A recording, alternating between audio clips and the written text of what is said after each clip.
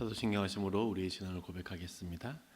전능하사 천지를 만드신 하나님 아버지를 내가 믿사오며 그 외아들 우리 주 예수 그리스도를 믿사오니 이는 성녀로 잉태하사 동정녀 마리아에게 나시고 본디오 빌라도에게 고난을 받으사 십자가에 못 박혀 죽으시고 장사한 지 사흘 만에 죽은 자 가운데서 다시 살아나시며 하늘로사 전능하신 하나님 우편에 앉아 계시다가 저로서 산자와 죽은 자를 심판하러 오시리라. 성령을 믿사오며 거룩한 공예와 성도가 서로 교통하는 것과 죄를 사하여 주시는 것과 몸이 다시 사는 것과 영원히 사는 것을 믿사옵나이다. 아멘. 찬송가 288장입니다. 288장입니다. 예수를 나의 구주 삼고.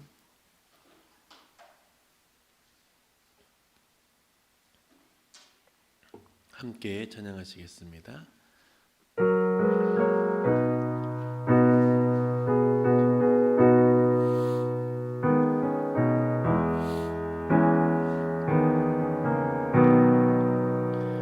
예수를 나의 구주 삼고 성령과 피로써 거듭나니 이 세상에서 내 영혼이 하늘의 영광 누리도다. 이것이 나의 간증이요 이것이 나의 찬송일세.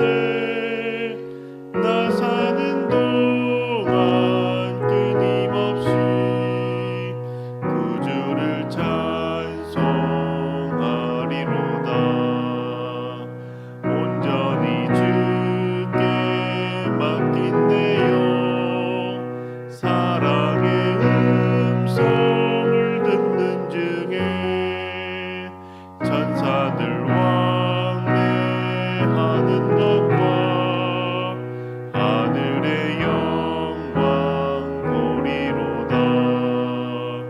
이것이 나의 간증이요 이것이 나의 찬송일세. 나 사는 동안 끊임없이 구주를 찬송하리로다. 주 안에 기쁨 누림으로 마음의 풍랑이 잔잔하니 세상과 나는 강도 높고 구속한 주만 보이도다. 이것이 나의 간증이요 이것이 나의 찬송일세. 나 사는 동안 끊임없이 구주를 찬송하리로다.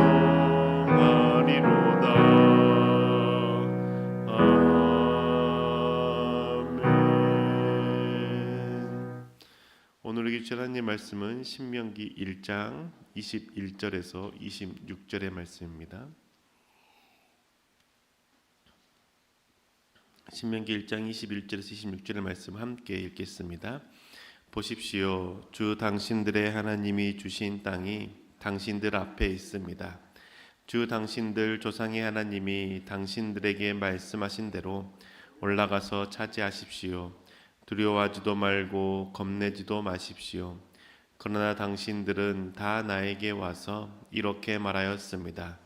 땅을 탐지할 사람들을 먼저 보내서 우리가 올라갈 길과 우리가 쳐들어갈 성읍들이 어떠한지 그 땅을 정찰하여 우리에게 보고하게 하자. 내가 듣기에도 그 말은 옳은 말이어서 나는 각 지파에서 각 사람씩 12사람을 뽑았습니다. 뽑힌 사람들은 산지로 올라가서 에스겔 골짜기에 이르기까지 그 땅을 두루 다니면서 탐지하였습니다. 그들은 그 땅에서 난 열매들을 따 가지고 내려와서 우리에게 보고하기를 주 우리의 하나님이 우리에게 주신 땅이 좋다고 하였습니다. 그러나 당신들은 주 당신들의 하나님의 말씀을 거역하고 올라가려고 하지 않았습니다. 아멘. 예배를 드리시는 성도님들의 삶에 하나님의 은혜가 가득하시기를 주님으로 축복합니다.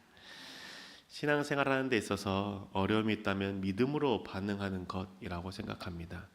두려운 상황에서도 하나님을 믿는 믿음으로 반응하는 것이 쉽지 않을 때가 있죠. 눈에 보이지 않는 상황에서도 역사하시는 하나님을 바라보는 것, 그 하나님께서 살아계심을 믿고 하나님을 의지하며 기다리는 것, 이게 어렵게만 느껴집니다. 이런 상황에서 우리는 어떻게 반응해야 될까요? 믿음으로 반응한다는 것, 그것은 정말 무엇일까요? 오늘 말씀을 통해서 함께 한번 생각해 보기를 원합니다. 신명기의 말씀을 우리가 읽기 시작하는데요. 신명기는 모세의 마지막 설교이죠. 모세가 가나안 땅을 바라보면서 그 이스라엘 백성들에게 하는 설교입니다. 그 설교의 시작은 과거의 회상으로부터 시작됩니다. 이집트 땅에서 나와서 호렙산에서 머문 지 1년이 되던 그때에 하나님께서 어디로 가야 하는지를 말씀해 주셨죠. 아브라함과 이삭과 야곱에게 약속했던 그 땅으로 가라고 명령하셨습니다. 하나님께서 말씀하신 대로 이스라엘 백성들은 그 아모리 사람의 산지로 가는 길을 따라 올라갑니다. 그들은 광야를 지나가기 쉽지 않았지만 그 광야를 지나서 가데스 바네아에 이르게 되는 것이죠. 그 광야는 무서운 광야였고 힘든 광야였습니다. 신명기 1장 19절의 말씀이죠. 우리는 주 우리의 하나님이 우리에게 명하신 대로 하였습니다. 호렙을 떠나 우리가 본 그 크고 무서운 광야를 지나서 아모리 사람의 산지로 가는 길을 따라 가데스 바네아까지 이르렀습니다. 호렙산을 떠나서 크고 무서운 광야를 지났다라고 고백합니다. 광야에서 보내는 시간이 힘들었습니다. 죽음의 공포를 이겨내야 했던 것이죠. 그렇게 크고 무서운 광야를 지나 가나안 땅의 입구인 가데스 바네아까지 이르렀습니다. 이때 모세는 백성들에게 말하기를 하나님이 약속하신 땅이 눈앞에 있다라고 말합니다. 하나님께서 우리에게 주신 땅이고 약속하신 땅이니까 두려워하지도 말고 겁내지도 말고 올라가서 차지하자라고 선포합니다. 모세는 그 땅을 바라볼 때 이미 싸움에서 승리한 것처럼 말합니다. 믿음이 있었던 것이죠. 그래서 모세는 하나님이 주신 땅, 과거형으로 고백합니다. 하나님께서 앞으로 우리 가운데 주실 땅이 아니라 이미 주신 땅이니 그냥 우리는 들어가서 싸우면 하나님께서 승리하게 하신다라고 선포했던 것이죠. 모세는 눈앞에 어떤 적이 있는지 어떤 어려움이 있는지에 대해서는 중요하지 않았습니다. 왜냐하면 그 적과 어려움들을 하나님께서 이겨내게 하실 것을 믿었기 때문입니다. 크고 무서운 광야 또한 지나게 하신 하나님께서 아무리 앞에 있는 적이 크고 무섭다 할지라도 그것을 이겨내게 하실 것을 믿었던 것이죠. 하나님께서 주셨다라고 약속하셨던 그 말씀을 믿었기 때문입니다. 그래서 모세는 믿음으로 그 땅을 정복할 수 있다고 말합니다. 두려워하지도 겁내지도 말라고 합니다. 그런데 백성들은 모세와 생각이 좀 달랐습니다. 모세에게 요청하기를 그 땅을 먼저 정탐하자고 요청합니다. 모세가 듣기에도 지혜로운 말처럼 여겨졌죠.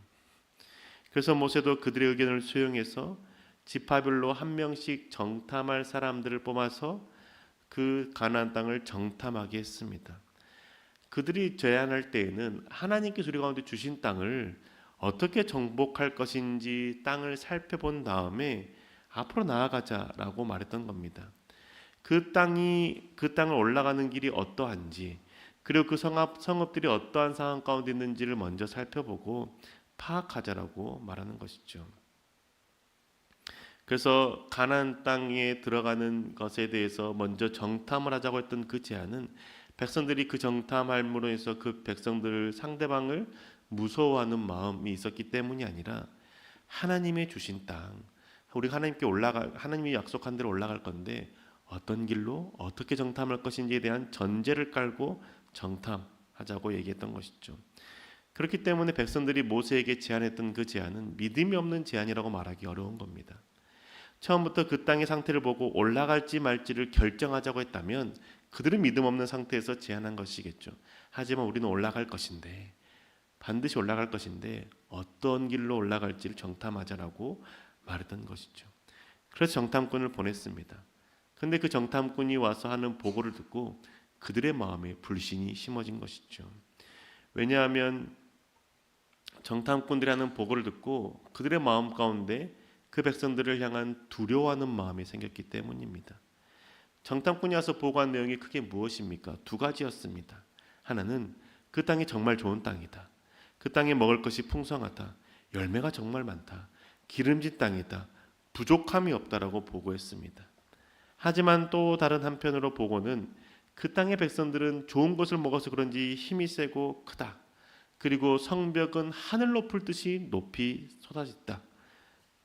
이렇게만 보고했다라면 백성들은 모세의 말을 듣고 좋은 쪽을 생각해서 하나님이 주신 땅임을 좋다라는 걸 생각하고 풍성한 먹거리에서 싸우러 올라갔을 수도 있었을 겁니다. 그런데 정탐꾼이 보고할 때 그들의 믿음 없는 말을 더했습니다.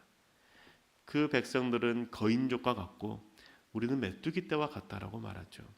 눈앞에 보였던 그 족속들의 상태와 자신을 비교하기 시작했던 겁니다. 민수기 13장 33절의 말씀이죠. 제가 읽어드리겠습니다. 거기에 소리는 또 네피림 자손을 보았다. 아낙 자손은 네피림의 한 분파다. 우리는 스스로가 보기에도 메뚜기 같았지만 그들의 눈에도 그렇게 보였을 것이다.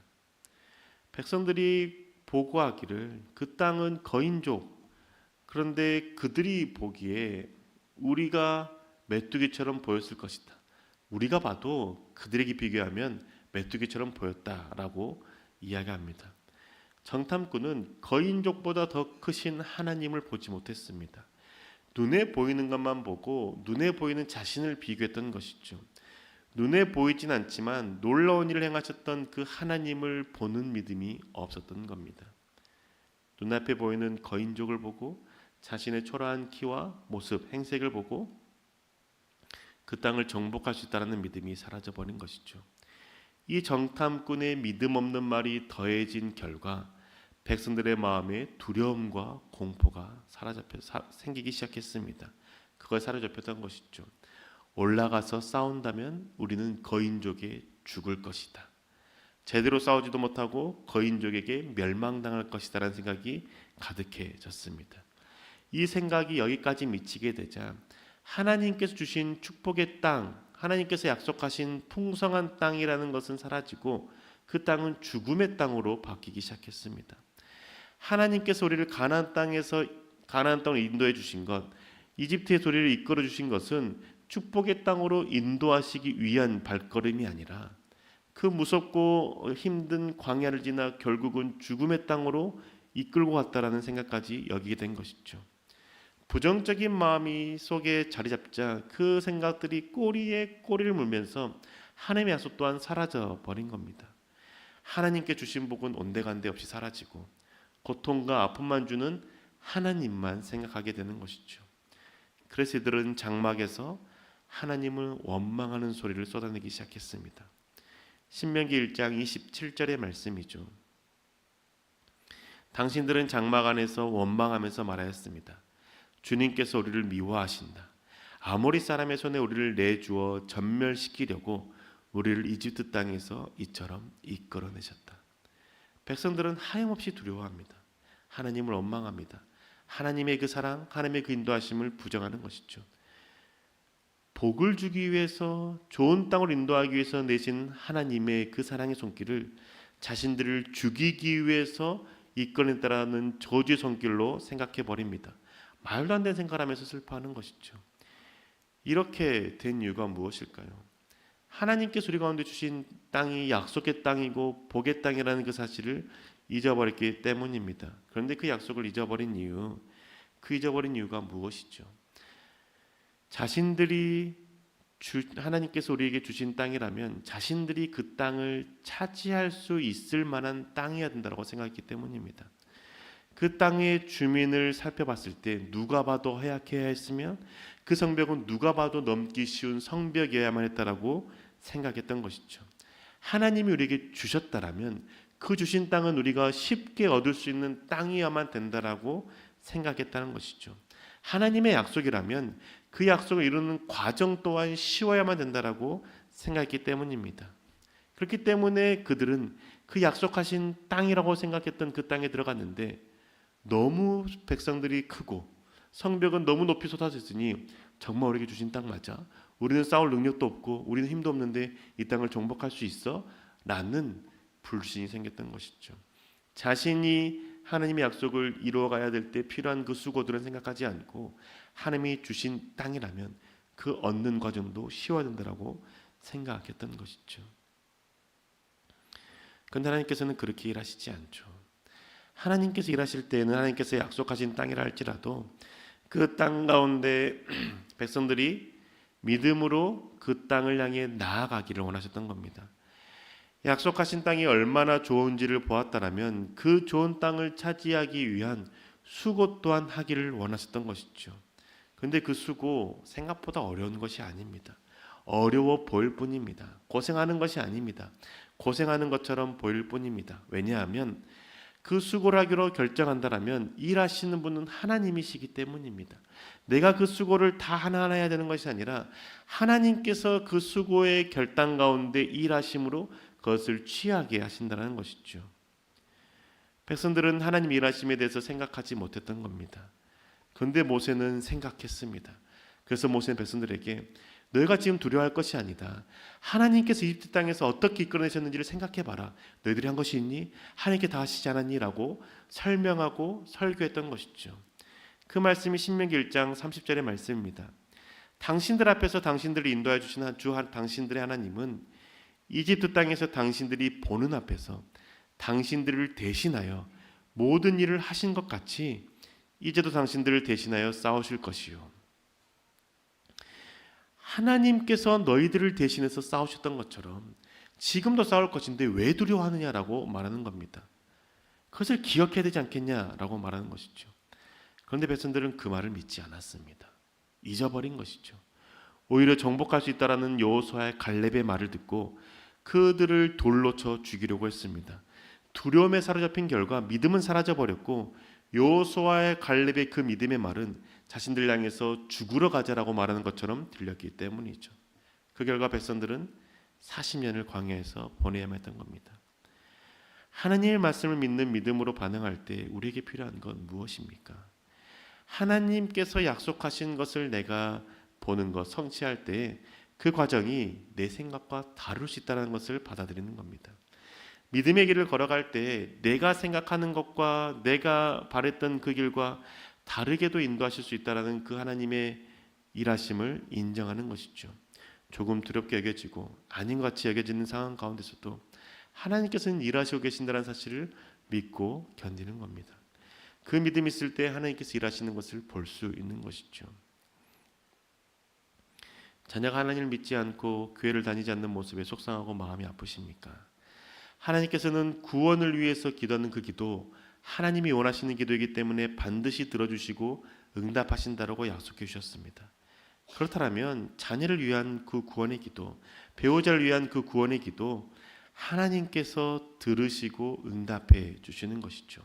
약속하셨기 때문에 그 길을 이루어 가실 겁니다. 근데 그 과정이 조금 더딘 것처럼 보여지고 때로 내가 생각했던 것처럼 상대방이 반응하지 않는 것처럼 여겨질 때에도 하나님께서는 일하신다는 것이죠. 포기하고 싶어도 포기하지 않고 하나님께서 일하심을 기대하는 마음으로 기도한다면 주님께서 일하시는 것을 볼 수 있고 그 구원의 기쁨을 누릴 수 있는 것이죠. 그러니 우리 하나님의 약속의 말씀을 믿고 기도하며 하나님 앞에 나아갑시다.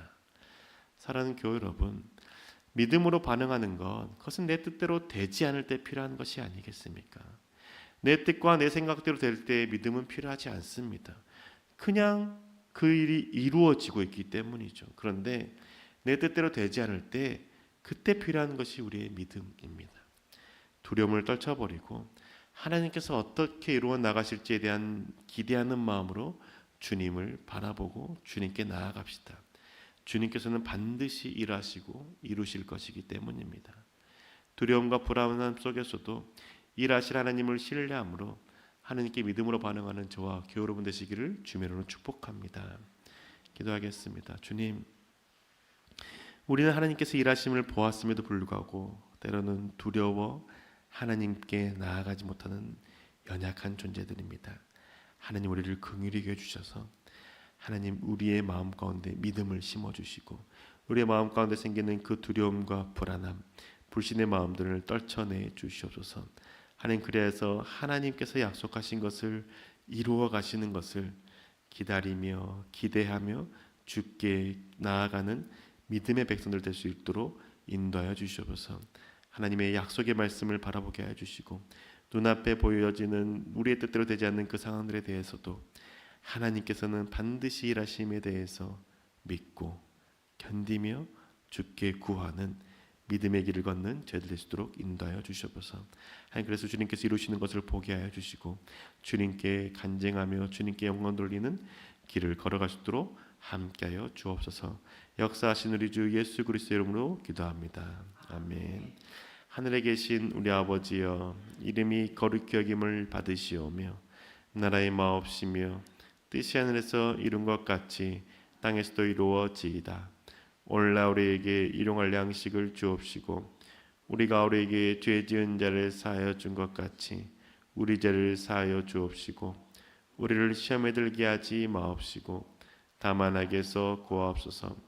대개 나라와 권세와 영광이 아버지께 영원히 있사옵나이다. 아멘.